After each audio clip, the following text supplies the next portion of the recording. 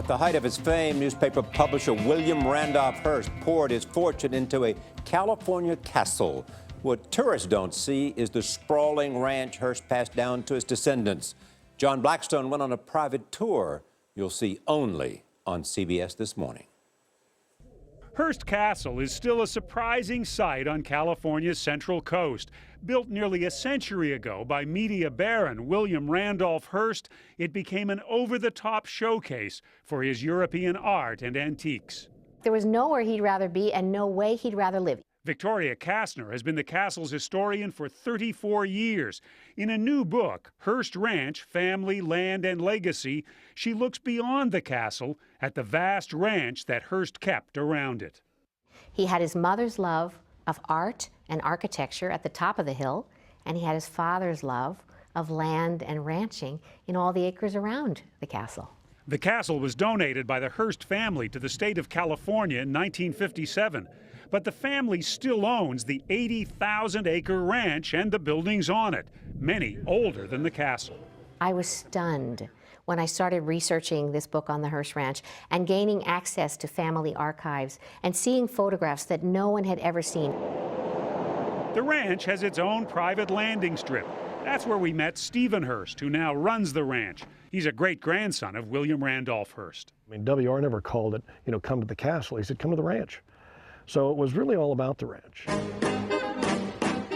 Hearst says that while his great-grandfather hosted lavish parties at the castle for movie star guests like Charlie Chaplin, Jimmy Stewart, and Cary Grant, even the biggest celebrities were expected to ride the range. For all the grandeur and for the lifestyle that we imagine William Randolph Hearst lived, he was in some sense a cowboy, a farmer. He was indeed. He loved to ride, and he took great pleasure in the fact that there was really only a couple of his guests could keep up with him on a horse, and one of them was Will Rogers. I think he enjoyed having his guests moan and groan about their buttocks. The movie stars had some interesting collisions with the ranch. For instance, when Carole Lombard came down to the dairy barn because she wanted to see the cows being milked, she came into the dairy barn wearing so much perfume that the cows all got sick and refused to milk.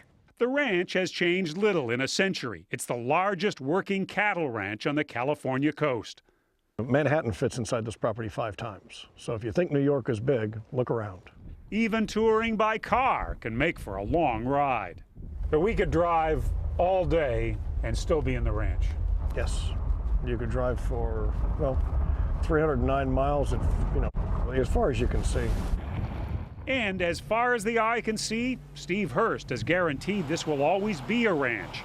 In 2005, he signed a complex deal with conservation groups which preserves the ranch forever as agricultural land.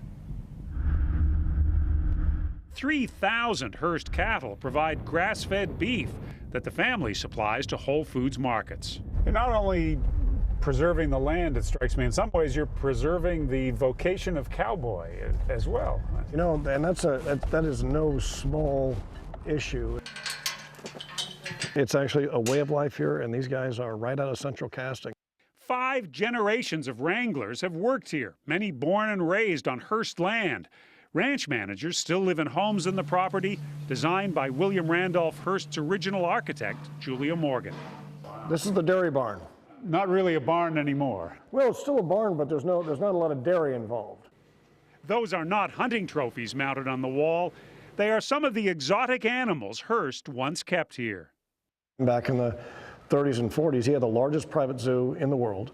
The ranch supported a small town where the family's original buildings still stand, including the first schoolhouse built for the children of ranch hands. In a nod to modern times, Sebastian's General Store is now a tasting room for wines bottled under the Hearst Ranch label. What a view here. I mean, it's hard to beat. Hearst's land stretched from the hills all the way to the ocean. So a long stretch of the coastline belonged to the ranch as well? 18 miles. 18 miles? Yeah, it was the full length of the ranch. In the conservation deal, that coastline has been preserved for public access. This California landscape will remain forever as it looked when William Randolph Hearst, in failing health, was forced to leave. It was in 1948 that he left the ranch for the last time. It was said that he had a tear coming down his face when he came down the hill. He wrote to his mother, he said, "I love this ranch. It is wonderful. I love the sea, and I love the mountains, and the canyons full of deer. I would rather spend a month at the ranch than any place in the world." And he never changed his mind about that. Of all the wealth and privilege that Hearst passed on to his descendants, the land may be his greatest gift of all.